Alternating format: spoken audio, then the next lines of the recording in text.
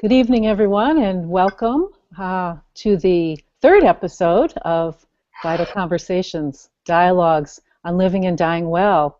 Welcome back to those of you who have joined us before, and a big welcome to those of you that are joining us for the first time. I'm your host for this webinar series.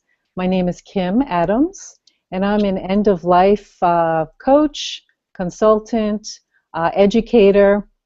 I'm a hospice volunteer, and I'm really passionate about this work, and a speaker as well.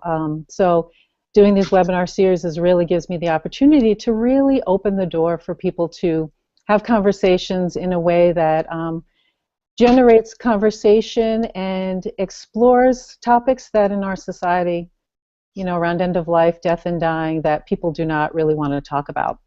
So tonight we have a wonderful guest on, Bart Windrum, and I know that we're really going to be getting lots of information from Bart and some things that are practical that we can put into place right away. So look forward to that.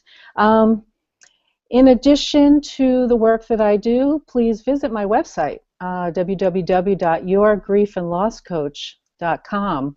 On that page, you'll see more resources and things that I offer. In addition, I have created a separate tab just for these webinars. So if you haven't seen the others, you can definitely go back and look at the replays and also register for the up and coming. We're booked out through June, which I'm happy to announce that. Next month, we actually go north of the border here from the United States up into Canada, with Pashta Mary Moon from Cindia, which is a Canadian organization. So I'll share more about that at the end. But again, those links are up for people to register for that. Let's see. This is live technology, and so things could happen, but certainly Bart and I foresee no issues at all with the technology tonight. If, for example, your screen freezes, 9 times out of 10, just refresh your browser, and you should be good. If for whatever reason Bart or I get disconnected, we will jump back on as soon as we can. In addition, there's a chat function here that you can see on the right-hand side of your screen. I have enabled that chat box, so would love to hear, actually to see, where you're listening in from. We do have well over 150 people that have registered, and that's phenomenal, from all across the United States, Canada, Ireland, the UK, I know someone from Australia, the Netherlands, so we have a great group of folks. So just type in the chat, say hello, and let us know where you're calling from or where you're listening in from. And periodically throughout the evening, I'll be checking the chat bar to make sure that if there's any questions, comments, that's your way of communicating with us. So certainly be able to chat in with us. Okay. So, without further ado, let me get started with reading Bart's bio. Okay. Bart Windrum is a layperson turned end-of-life reform advocate after proxying through each of his parents' 3-week terminal hospitalizations.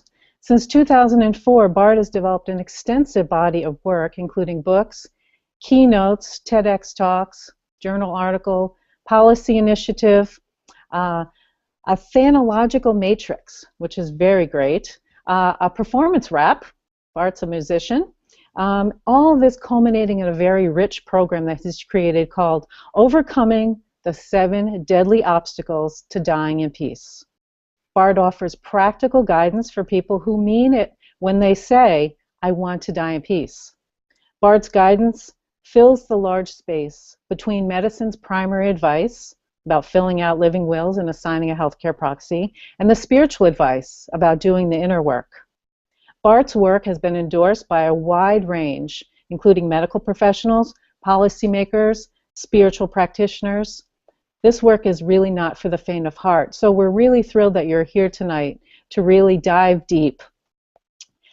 It is deep, it's accessible yet deep, it's questioning yet incisive, and it's of a great value for those wanting to feel, or excuse me, those wanting to understand why we fail to die at peace and what we can do to increase that likelihood of achieving that goal.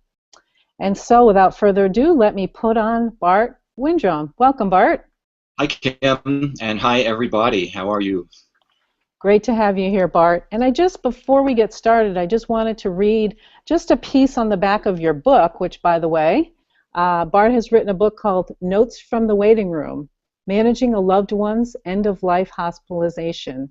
And a lot of his work is in here, and then additional research afterwards that he'll talk about tonight. But there's a great piece on the back that I think really just sets the stage, maybe, in the framework for it. So let me just read this piece here. So in terms of the work Bart does, it's a comprehensive examination and explanation of circumstances we experience during end-of-life or serious hospitalizations, why we experience them, and what to do in advance to neutralize their destabilizing shocks. And I think given the title of our program tonight, in terms of being able to prepare yourself for the journey, I think that sets a framework for what we want to talk about and hear from Bart. So, Bart, let me turn it over to you. So, in terms of how you got started in this work and what possessed you, let's hear a little bit about your story. Okay, here's my backstory, highly encapsulated. My dad had had 2 prior heart attacks, the first at age 65, and I watched him get paddled in Aurora, Colorado at that time. Fast forward 18 years or so to 2004, my folks had retired from Colorado down to southeast Florida about 8 or 9 years prior, and all of a sudden, Mom had sudden respiratory failure. It was quick and complete, and she wound up intubated in an ICU in a rather small local facility. And that was basically the beginning and the end, although it took about 2.5 weeks to play out. We were all extremely shocked, as you can imagine, partly because it was happening, of course, partly because we all expected Dad to go first with his double bypasses, his several tip jobs, all the stents, the whole medical trajectory that an 83-year-old man and with his history travels. But there we were, with Mom lying pretty much comatose and intubated in the ICU. And unfortunately, the facility in which she was bedded was probably among the worst in the country. And I'll give you just a couple of quick examples.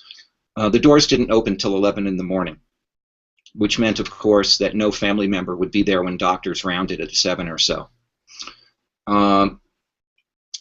She was described to us as the sickest patient in the hospital, yet little was done to improve her condition outside of the course of treatment that her admitting cardiologist advised us on, which was trying to bring her blood oxygen levels up.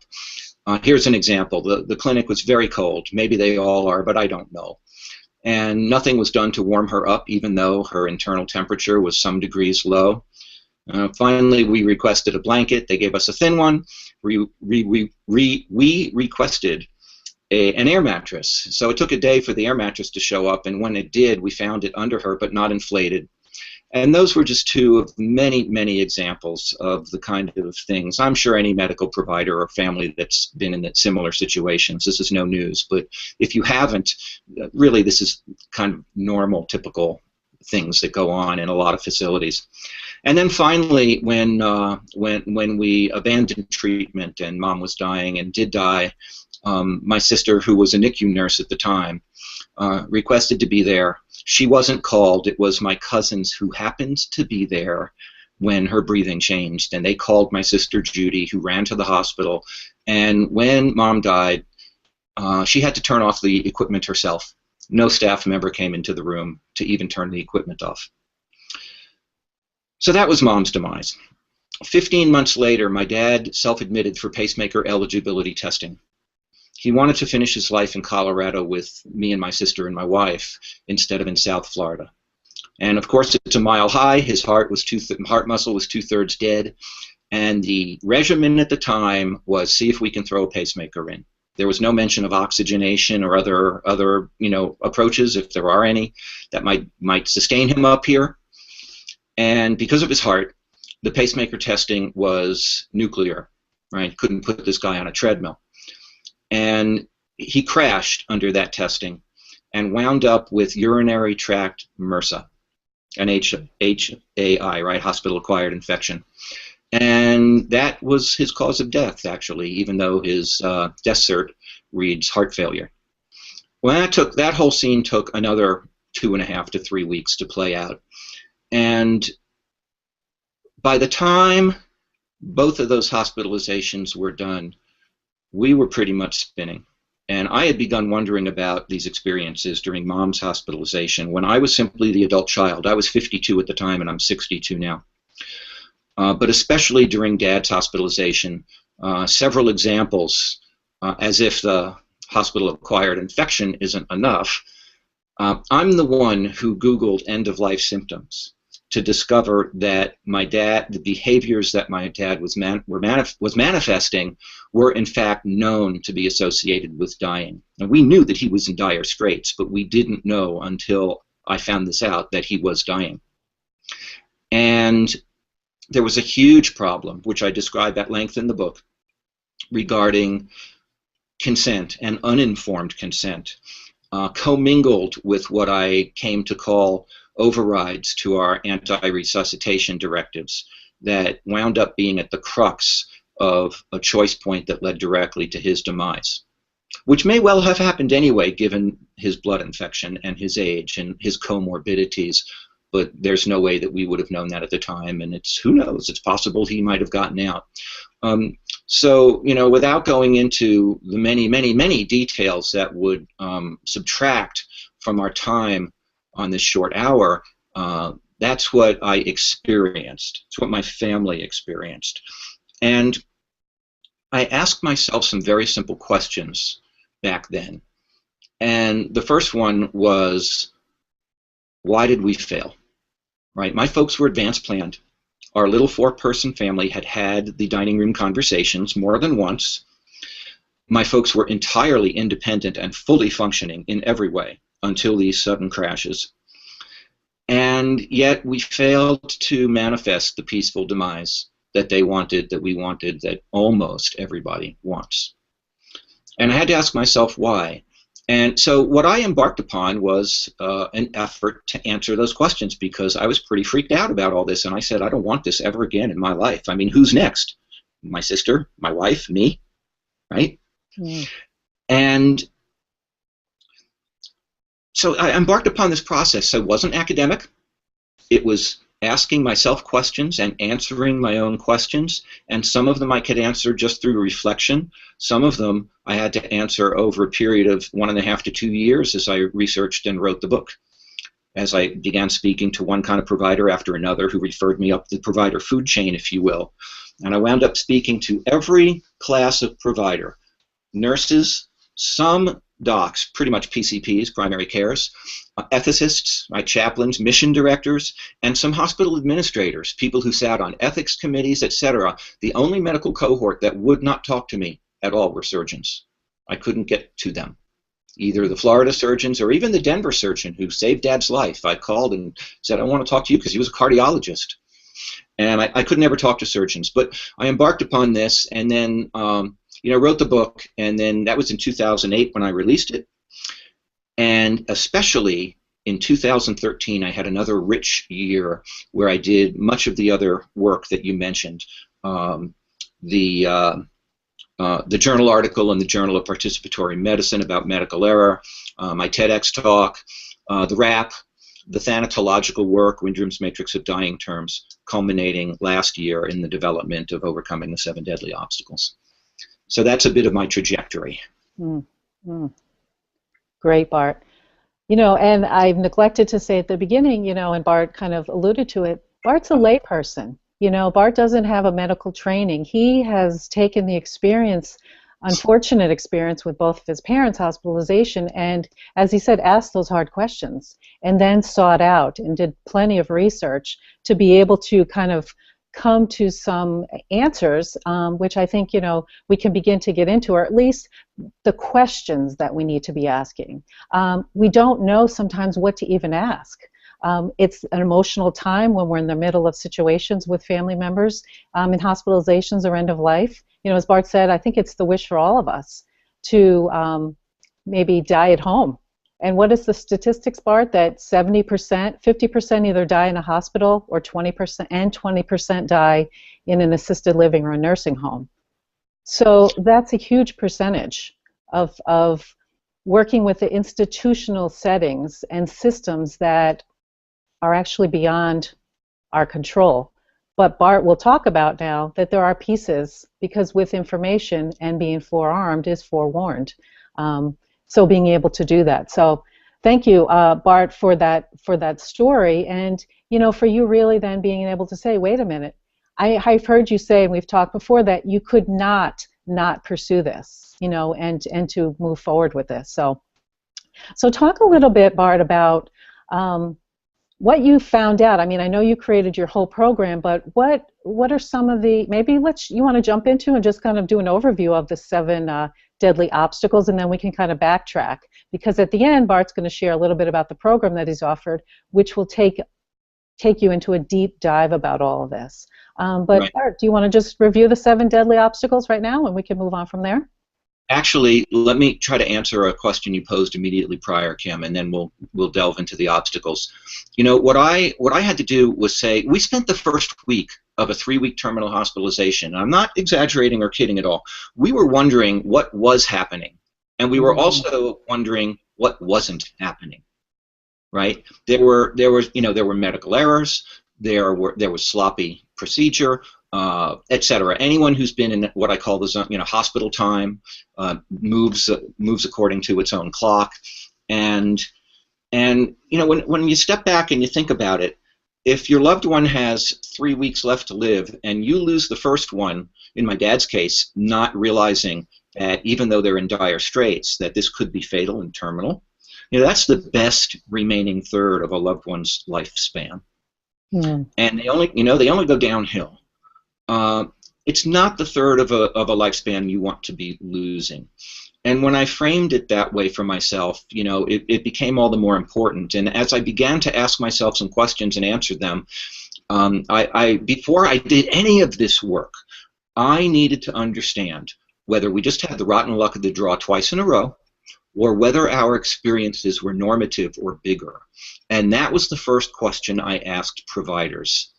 And to a man and a woman, without exception, every single provider that I spoke with all along the line said, yeah, you had the rotten luck of the draw twice in a row, and your experiences are normative, and guess what? The majority of us have those experiences. And by that time, I had started reading. I read about 60 books during the period I was writing mine, and I've lost count since how many more I've read. And I realized that the meaning that I was making of our experiences and the answers that I was providing to the questions I'd posed, I hadn't seen out in the world. And that's when I said, I have to do this, because it feels like I'd be sitting on a geyser if to try not, cap it and not do it. So I really did feel impelled to do this. All that said, and the first thing I want to before the 7 obstacles, my first self-talk was to redefine things, and I think this is so hugely important. And this was actually reinforced over this past weekend. I was at the Lown Institute's Right Care Conference in San Diego. It was the Institute's 3rd conference. And one of the speakers said how important language is, and I have always said that. And the way I describe it is that it's like setting up for a moonshot. Right? If we want to die in peace, one of the terms I use is a glide path. Right? It's a glide path. We have to move the whole effort upstream, like we're doing tonight, right? So that we can orient ourselves to maybe get on that runway, right? Or another metaphor, to take the off ramp and get off the highway, right? To slow medicine to peaceful dying. Well, if you want to hit the moon, you have to have your trajectory right at the outset, and if you don't, then you have a whole lot of course correcting to do once you get closer to your landing zone, right? Or to dying. So for me, in ways, this is really, really simple, even though it's also really deep and convoluted and complex and interrelated. And the first thing I had to do was redefine care, because I had to ask myself, what were we waiting around for? What was it that kept us immobilized for that first week? And I answered the question by saying, we have been promised care. and we received something else. So how were we promised care, and what is care, and what did we receive? So the three answers to those, briefly, were, well, it's advertised to us. It has been our whole lives. The word itself has, I believe, different meanings in the civilian and the provider sectors. And it's advertised to us on website banners with what I call happy couple images, and I've literally seen them over the years. You know, couples dancing down the hospital hallway because everything's hunky-dory. Banners hanging off the sides of buildings, announcing a JCO 100 status. In America, that's the Joint Commission for Hospital Accreditation. So if you're a JCO 100 hospitals, it means that you're in the top 100 according to the statistics and the accreditation organization. Doesn't mean you're really that much better or any better, actually, but it's according to protocol matrix, as I understand it. So we're promised care in that way, and then I had to say, well, okay, what did we receive? And I answered that question in the book by saying, well, hospitals provide bodily repair services under the direction of independent physician scientists. And then subsequently, as I experienced more midlife hospitalizations with other family members and had to work through those and some of those failures, I added another clause to the definition, which is, and nurse monitoring on some schedule. Right? So those two people. And as I say in the wrap, I don't mean to be mean. And my book isn't mean, and my program isn't mean, and I don't feel mean. But I do need to be very clear. I have a job to do, and medicine exhorts us to do this job, to be a proxy to our loved ones. But they don't tell us really why, because it's kind of scary, and they don't tell us how, because it's pretty complicated. But I take it all this stuff at face value. And in that way, I'm pretty simple, right? Want to die in peace? Yes. Okay, how? Okay, so you have to be a proxy. Okay, what does that entail? Really? Right? So those kind of questions that I have to answer. And this one example of redefining care from the lay person experience, that's the point. I've redefined other words and phrases too, like adverse, discontinuity, abandonment. There are others that don't come to mind right now. But again, redefining terms that we take for granted from the lay experience, which is not to say that a medical definition is invalid. It is valid. Clinicians and any profession deserves its vocabulary.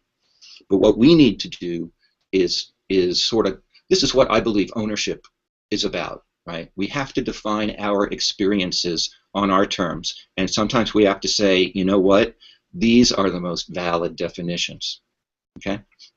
So that was behind the scenes. Yeah. So the 7 obstacles. 2 things about them. The first 5, my family experienced twice in a row during both of those terminal hospitalizations. The last 2 have occurred to me since, in the years since, mostly in 2013. The first 3 obstacles are about what? What happens to us? And the last 4 obstacles are about why these things happen to us. And let me say one disclaimer here. It is possible, through luck or grace, or just because you happen across the right people, that any one of us could have a peaceful demise. I don't paint medicine with a black brush. Some people in the harmed patient communities who have lost children of any age, or have lost bodily organs and parts, or had severe medical error during surgeries, you know, some of those people do, and maybe rightfully so. And I apologize for the phone. I've turned my ringer down as much as I can. But I don't. Remember, medicine gave my dad and my family 19 years of his life. Did it really, really well. It was at the end of life that we all failed, right? All of us. So this work is very practical.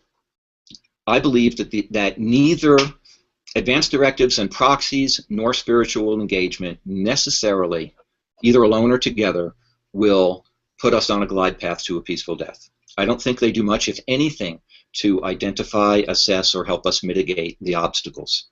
I think the obstacles are out there and will be for some time to come.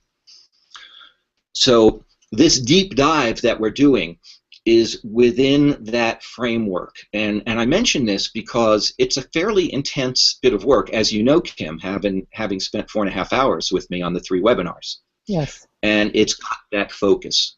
But I do acknowledge that there's more out there. Okay? All that said, here are the obstacles. And they go from the personal to the meta level. So the first one is failure to recognize prior medical engagement as heroic. And I remember sitting around the dining room table more than once, and Mom would just ask, when is enough enough? And we all sat around mute because we didn't know how to answer that question. We had nothing to answer it with. And this was the first thing that occurred to me when I was wondering, how come we got snagged? What's the first step, you know, on this escalator? And that's what it is: failure to recognize prior medical engagement as heroic. And when I sat with that and I thought about my dad's trajectory, his medical trajectory, over a span of time, from its beginning to his death, I was able to formulate an acceptable answer to this problem. The second obstacle to dying in peace is where this leads, right? If we don't recognize prior medical engagement as heroic, by which I mean taking strong medical action to save a life or to sanctify a life, if you express it in those terms, then we are potentially subject to the next obstacle, which is exposure to medical snafus. And those are misadventures and or errors. And in my dad's case, self-admitting for pacemaker eligibility testing was a misadventure, which happened to lead directly to a medical error, the MRSA infection. The third obstacle is ignorance regarding life support matters, including systemic overrides. And this was huge. And in fact, in my book, I have a 30-some-odd page chapter, which at the time I wrote it, I called The Complete Do Not Resuscitate Conversation. Today, I title it a little differently. But there's so much about life support matters that lies beneath advanced directives, which are the tip of the iceberg. And it doesn't matter whether we're dealing with prosaic directives like 5 wishes or checkbox directives like PULSE and most forms here in America. There is a whole lot, and much of it has to do with overrides in any setting, from the street to the surgical suite. So those are the 3 whats. And then we get into whys. So the fourth obstacle is over-reliance on advanced directives. I think the whole movement about conversations, no matter what the particular outreach is, everyone should come with a warning label. And I have not participated in the working sessions, so I can't speak to it. But from the outside, when we hear these things in the news media, we see the websites and read a little bit about these initiatives, I don't recall seeing warning labels with them. And the warning labels should say something like, this is the first step, tip of the iceberg, and you know, signer beware, you still have more work to do. And psychology has done some studies on this phenomenon, and even the providers know that advanced directives basically don't cut the mustard. Again, but we have to have them. We would be foolish not to. The fifth obstacle is the inability to advocate medically for a loved one or oneself. And this is another huge obstacle because there is so much to know and so much to do. And for now, I'll simply describe it as a 24/7, 365-day job that really requires a team. And you have to be ever attentive at every moment to the minutest thing that's happening in a hospital suite, to being able to see around corners that you don't even know are there.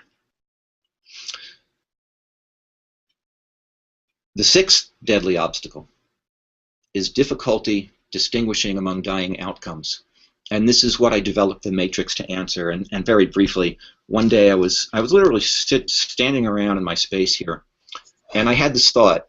And except for having opened myself up to this query over the years and being interested in it and sort of accessible up to it, you know, I didn't ask for things. These thoughts just dropped into my head. And this day, the thought was, well, Eskimos have a zillion words for snow. Why don't we have more than one word for dying? Right? More than one non-euphemistic word for dying. Because it seems to me that this one word doesn't map the territory in front of us. So I called a colleague of mine who's very, very involved in the Colorado palliative and hospice and ethics world, and I asked her if, to her knowledge, if anyone locally or nationally had done anything about this, explicated it, expanded on it, and she said no. So I did, and it took me 3 months, and I developed this tool called Windrum's Matrix of Dying Terms, which, so far as I know, for the first time, identifies and neutrally names a full range of dying situations ahead of all of us. And lastly, another one of these thoughts occurred to me, and I actually don't remember how. Part of it was developed in conversation with Katie Butler, who's become a friend of mine. Katie's the journalist, author of Knocking on Heaven's Door. And I call it the opaque dying marketplace. And it's a meta-level obstacle. It's the water we swim in. And what I'll say about it for now is this. For me, I've come to recognize, at least, that the next step after advanced planning is advanced shopping. And the idea of describing anything related to dying as a marketplace and shopping for it may sound new or strange if we haven't thought along those lines, but it's important to me because essentially when I was writing the book, I was shopping for information. Right? I'm a lay person. I have no journalistic training, but I guess I was functioning like a journalist, right? I'd find people, I'd interview them, I'd ask the same question of many people and correlate the answers and come to a conclusion somehow. But if you start shopping for end-of-life services, you quickly learn that very few, if anybody, wants to talk to you openly about them. And we're not shopping for anything illegal, right? But you want to know anything about facility or provider policies related to the provision of dying services, and everybody wants to clam up unless you're neck deep in it. And remember, if dying in peace requires a glide path, by the time you're neck deep in it, your wheels are down. It's a little late in the game. If I'm gonna hit a runway, to continue this metaphor, if I'm gonna aim for glide paths, doesn't it make sense that I know which airport I'm gonna land at? And if I don't, and I have to make a decision, and I have to land at any old airport under a cloud cover, and I don't know who's waiting for me at the gate until I enter the gate on a gurney, perhaps, it's way late in the game. So those are the obstacles, and sort of overview of how I formulated them and the basis of what they mean to me. Beautiful, Bart. And I have printed out, so I just want to show people this visual of the matrix that Bart was talking about. The 16 boxes where he's identified language, because isn't that beautiful? We have one word for dying in our society, but Bart has really, based on who controls our dying and also kind of the time frame around that. So it's another beautiful tool that he has created. And Bart, what I'm really hearing is, excuse me, I don't know why your matrix was pink, but tell me when I'm lifting up this one, because I printed out one too. Tell me when this thing, guide my hands, because I can't see. Yes, lift it up just a little bit. Mine's pink because of the ink on my, there you go. This is the matrix, folks. And everything has meaning here, but that's what it looks like in its final form. And I want to say that we go through a whole process. When I do the training, whether it's a webinar series or live series, we go through a long process to explain the matrix, what's behind it, what it is, what it means. And the idea is not to, I can't even remember the 16 names that I assigned to these outcomes, to these situations, but the point is it's a reference tool. Yeah, beautiful, beautiful. And Bart, what I hear you're saying is that we have a role, we have a responsibility here. The medical folks, we can't count on them to have our best interest in mind, from that system. So as you just beautifully just laid out the overview of the 7 obstacles of really things that, again, with awareness and with knowledge, then we can make choices and decisions. But if we don't even know what we don't even know, then you're right. We'll end up at some airport that we have no clue even where we're headed. So, I think that that's a really important piece for people to take away, is that, knowledge is power, and that we have a role. We just can't sit back and just say, oh, well, whatever's going to happen. We could say that, but then chances are that you're not going to have the outcome that you wish to have in terms of a peaceful death. So thank you for that, Bart. Yeah, great, great. Those definitions that you talked about, does that feel like that may be something to dive a little deeper into? I know you spoke a little bit about care, but I know there's forecasting, the extrinsic shocks that people experience. Mm-hmm. Sure, I'll talk a little bit about those. There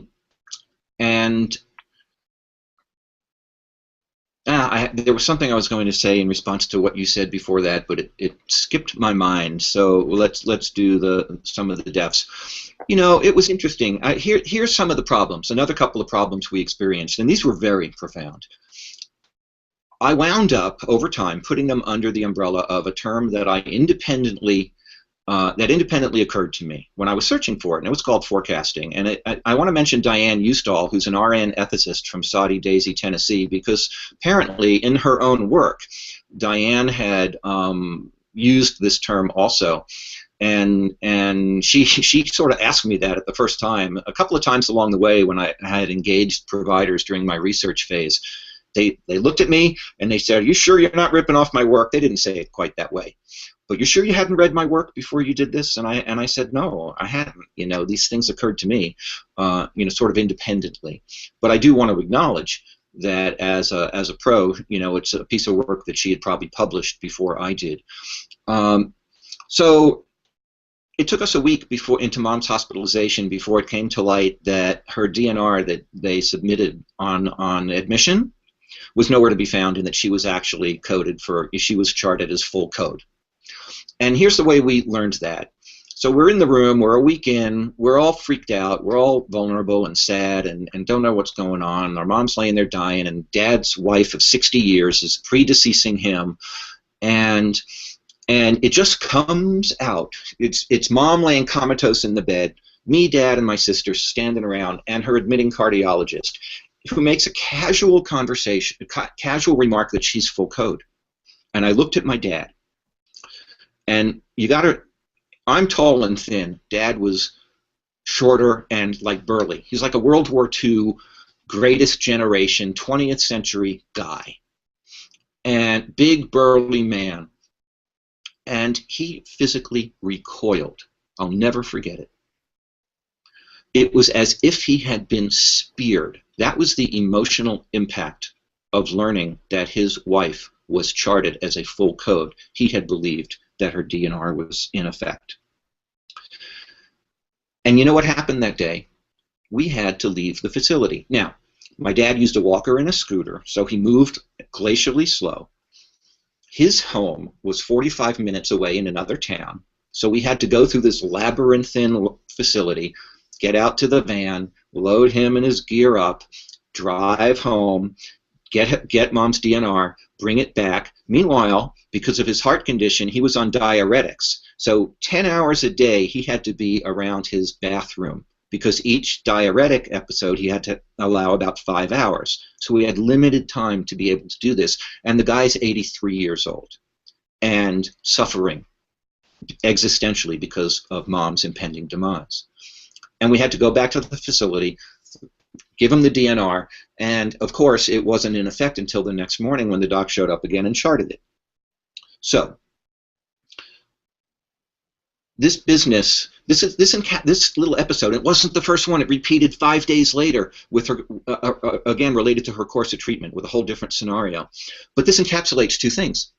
We didn't have any forecasting. We had a prognosis. We had a treatment plan. But nobody forecasted. Today it may be a little different in regards to DNRs, at least. I think facilities are probably more sensitive, asking you, what's your resuscitation status? Do you have advanced directives when you're admitted? And maybe taking a little greater care to chart that. But I still wouldn't believe it. And by the way, to overcome this particular aspect, what you do is simply sashay on up to the nurse's station and ask to see your loved one's chart. And ask them kindly, how do you, if your loved one is supposed to have a do not resuscitate or an allow natural dying or a pulsed or most or any of them, you ask to see it. And you ask to see how the chart is flagged. A lot of times it might be a binder, and on the side of the binder they put a bright yellow piece of paper or something so that it's visual, it's visible at a distance, etc. So we didn't have forecasting about this scene. And what we experienced was what I came to call extrinsic shock, right? And I distinguish from intrinsic shock. Like if a loved one is seriously ill or dying, there's plenty of intrinsic suffering and pain to that situation. It just goes with the territory. But all these other systemic problems I came to call extrinsic shock because they layer like lacquer over the top, and they add to our suffering. And it's a whole batch of stuff that we don't need. It really doesn't need to be there. So that's sort of, and I should say this is the lightest weight example in our experience. Let me give you another one. Again with mom's hospitalization. So it was a week later, and it was a chemical treatment to try to bring her blood oxygen levels up, and they were slowly rising to the bare minimum that might sustain life. And as any provider knows, you can't stay intubated for an unending period of time. At some point, if you're going to require that, you need a tracheotomy, which is a big deal, and begins to lead you towards, what I would call redundant dying if you're going to die, with a trach in you, or even vegetation. Well, the day came to extubate mom. It was the end of a week, and we're all standing around again, the same cast of characters. And because my mind works like this, I thought to ask the doc. I said, "Hey doc, if you pull this tube and mom can't breathe, you're going to put it back in." And he looked at me like I was nuts. And he said, and I quote, "Of course not. She's a DNR." And I looked at my dad, and it was the same thing. He recoiled as if he had been speared. And it took a long time to unravel this whole scene. And I realized that what this doctor should have done, or somebody should have done, is set this family down at the beginning of that week and say, "Hey guys, we're in pretty dire straits here. And it's that we have a dicey course of treatment in front of us. We have no idea the outcome, but we do know that it's going to take 4 or 5 days, at the end of which we're going to, if we're able, if there's a chance in hell, we're going to extubate her. At which point, one of two things might happen. She might live or she might die. And we all need to be prepared for that. So we'd like you to go home and parse this for the week and talk about it and come to grips with it and be ready to make a choice or a decision at the end of the week." And we would have. But nothing was said. So when I posed this innocent question, this particular doctor thought I was crazy. Because by his ethics, see, this didn't come out for 18 months later as I began to discover the ethics. Every provider has different ethics around scenes like this. Some docs say, "Hey, man, she's got an anti-resus directive in effect. We yank the tube, she can't breathe, we let her go. That's what the game is." Where other docs would say, "You know what, if I'm the one yanking the tube, even though we've got a DNR in place, I'm going to quickly slip it back in, consult with the family, and say, okay, folks, this isn't going to work. Now we have to sort of make what's the word I want? A very deliberate decision in this moment, rather than rely on a prior decision." And we can argue the ethics either way, but the fact is that at that time, we had no clue that there were different ethical interpretations on the provider side of the implementation of some of these directives. And we got slammed with it. Extrinsic shock, lack of forecasting. Beautiful. Thank you, Bart. Let me just take a moment to just see, Bart's shared a tremendous amount of information with us. The obstacles, he's given us some ways to mitigate some of these already. Any questions, comments, type them into the chat. This is your way to engage. We have Bart front and center here, so please take advantage of this opportunity as we have him live. I don't see anything coming in yet. I just want to acknowledge that a number of you have typed in of where you're calling in from, which is fabulous, all around the United States and Canada, I see. So great. Continue that. Bart, some out in Boulder, Colorado. Bart's from Colorado. So, this is excellent to see. So feel free to type in your questions, comments, and again, we'll continue and I'll keep checking to see if anything comes in. But nothing's come in at the moment, Bart. So I'm just curious, as we talk about this system, how do we work within the medical system? How do we, you know, work through some of these things that you're speaking about, some of these obstacles? We work through them by being prepared. And let me say this, because you mentioned earlier that this work is deep. And in particular, the scheme that's occurred to me is deep. And even when you and I spent 4.5 hours together, and if I do it live, a full day with 6 contact hours, in a way, the best I can do in that short a time is to provide a baseline of information. And in order to actualize it, people have to then embark upon a lot of work, right? Examining one's own medical history from time to time to decide, have I engaged in heroic medical action? Might I want to engage again?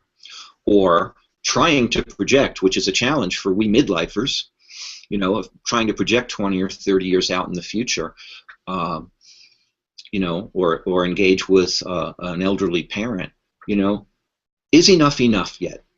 Is there a point at which we're going to literally draw the line? Or are we going to remain open to it? Or are we going to at least wait to pose that question until we're all at the bedside another time?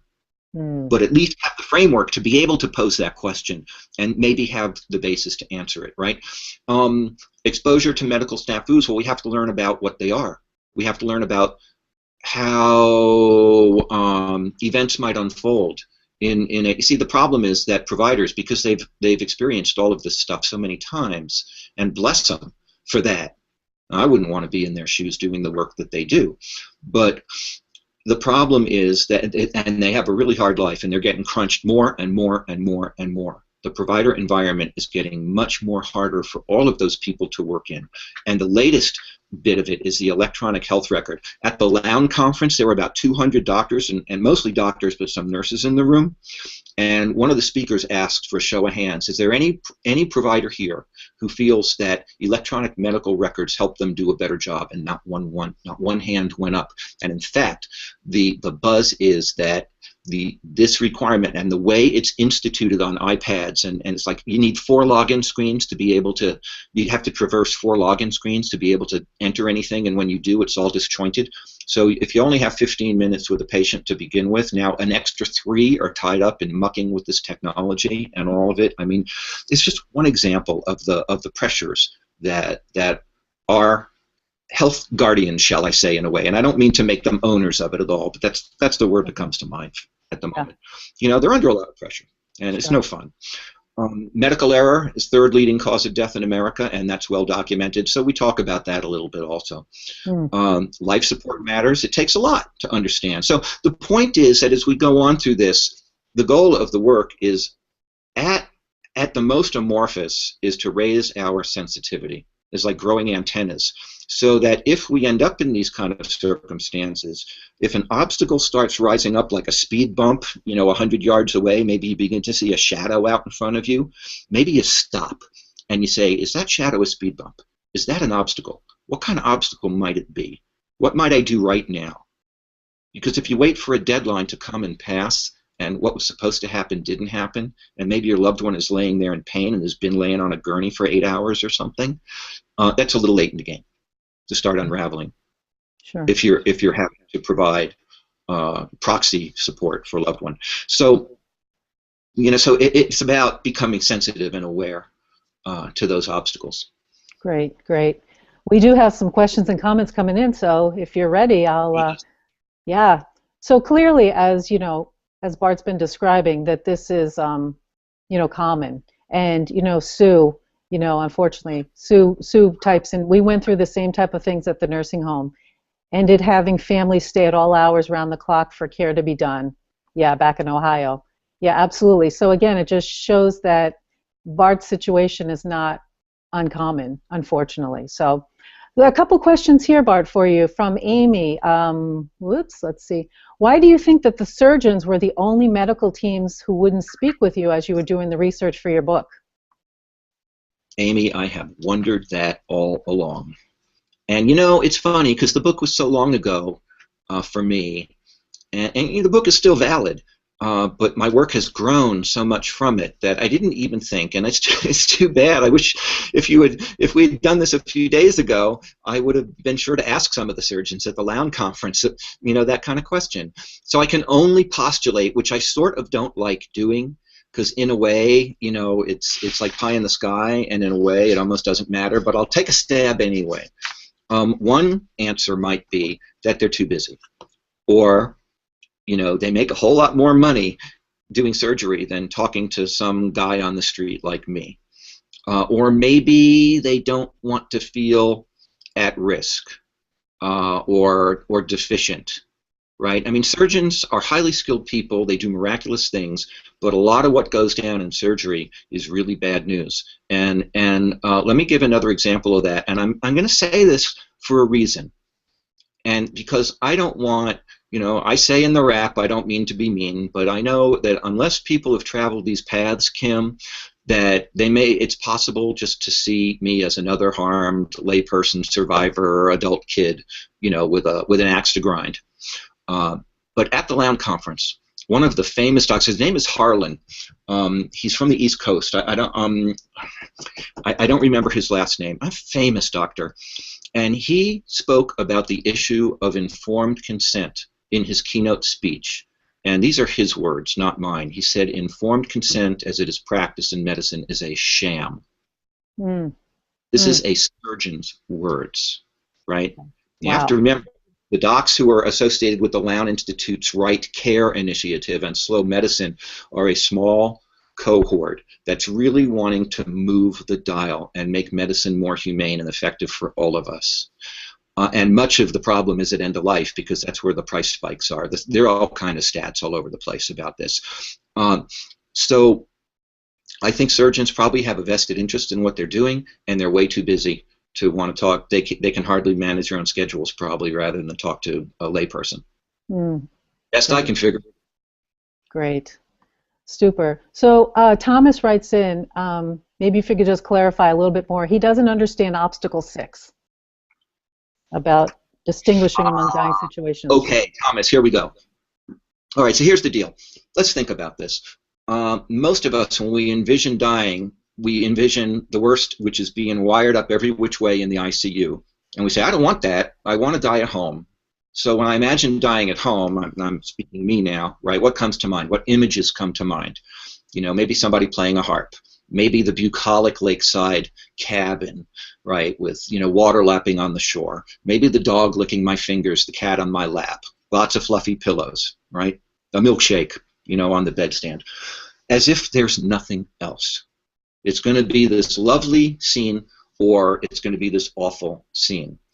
And when I started, so, you know, and this crazy thought, I mean, this Eskimo snow business, which was actually a lie. It was bad reporting. Eskimos don't have a zillion words for snow, and there's about an equivalent number of English words for snow as there are Eskimo words for snow. You can Wikipedia that one. But it occurred to me, so I began a query. I'll tell you a little bit about what the matrix is. I just asked myself, okay, having had this weird thought, let's try to answer the question. How can I describe the range of dying situations that we may land in, right? And I use that word for a reason, like when the game's over, where are we going to land, right? When the music stops, where are we going to land? So the idea of a landing seemed like an apt and an accessible metaphor to me.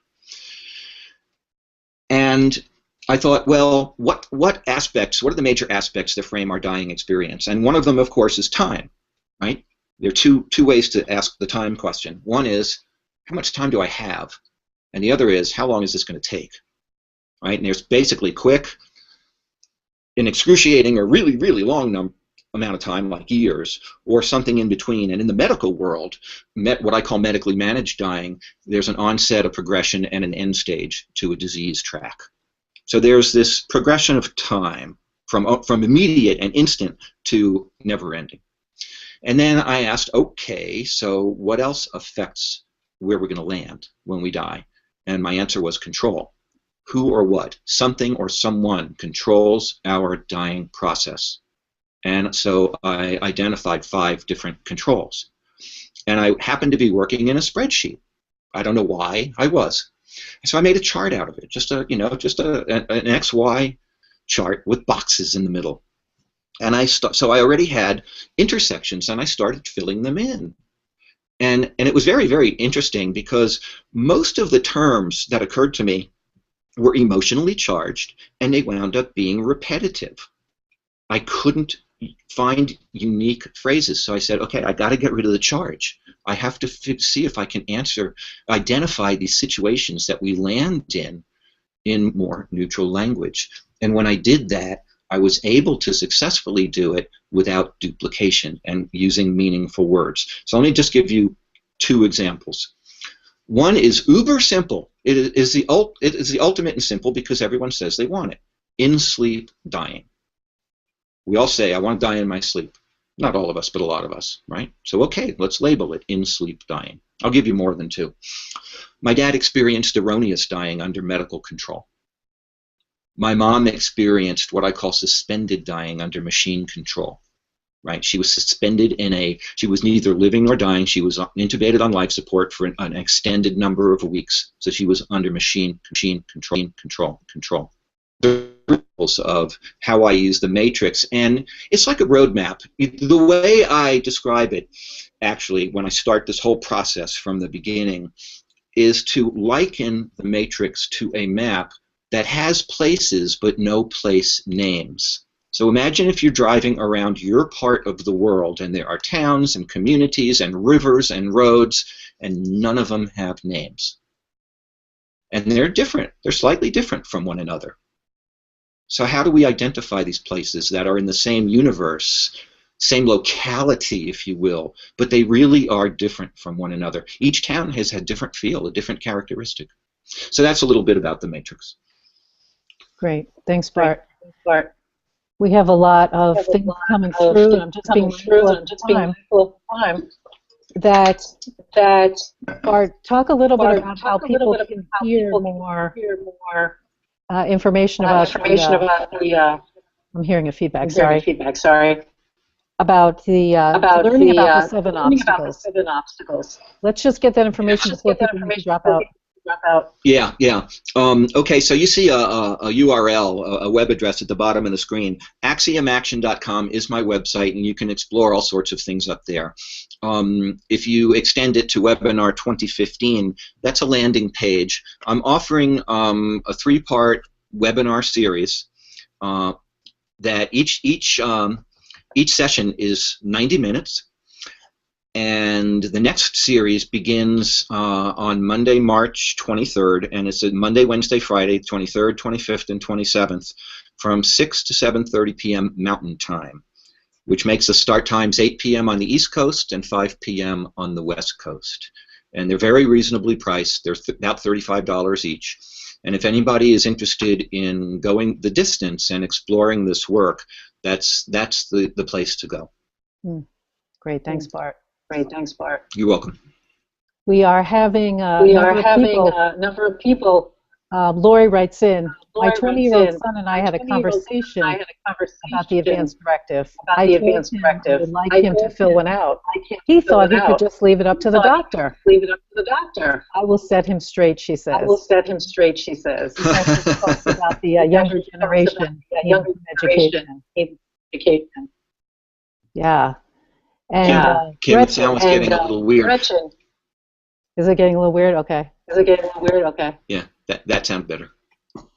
So Gretchen talks about it won't happen unless we make it happen.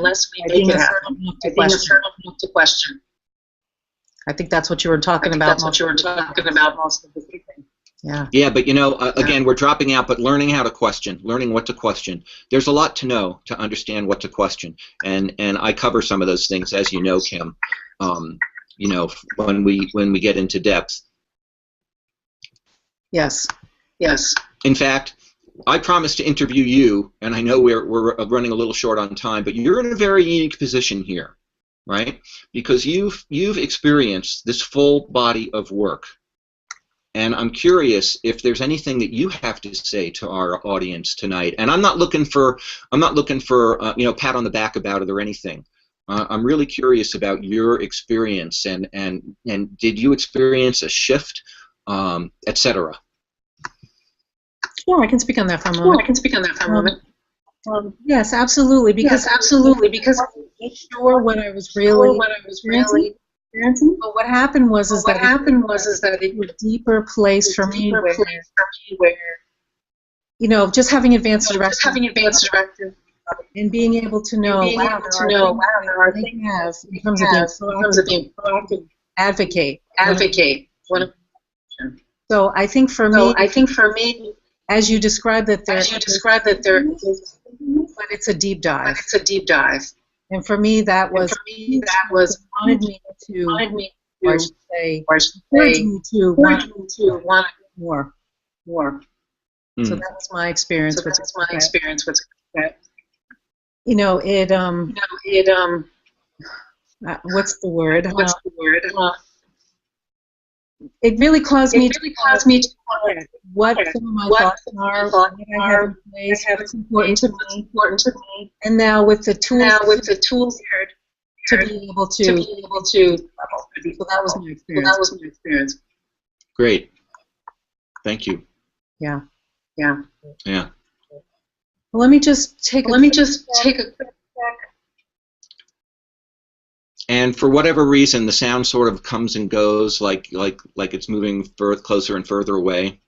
Yeah, it's such a thing. Not sure why that is. The replay actually crystal clear. I apologize that for what now. The replay toward the end should be totally just fine. Know that will come automatic. So Bart, any things you want to leave our audience with tonight? That's a good question. Here's what I want to say. I think that dying in peace is a process, right? And I distinguish between dying in peace from dying at peace, right? In my worldview, dying at peace is related to the moment that we die, an existential, a spiritual, and emotional state. And I open my rap with this line: want to die at peace, got to die in peace. Where in peace is the totality of a demise over its months, weeks, and days. And from my experience, I decided that the likelihood is that dying at peace requires a range of a continuum of peaceful experiences, so that if we run into obstacles, we're going to get thrown hard. And we're going to have to recover from them. And they are shocking, and they are harmful, and they interfere with a peaceful environment. They interfere with a peaceful process. And perhaps I speak a little ideally, I'm not sure. But if we want to, so I like to soften it a little bit and say, if we want to increase our likelihood of dying in peace, or dying at peace, take your pick, then this is a tool, this is a work, this is a process that we can undertake, like I said earlier, to raise our sensitivity to the existence of obstacles, so that should we sense one arising, we can then spring into action to deal with it before we literally run into it and get slammed by it. Great. Thank you, Bart. Things came in this. Mute your microphone. The feedback may be coming back out.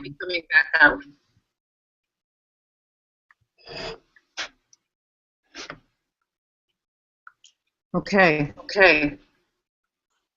Maybe not.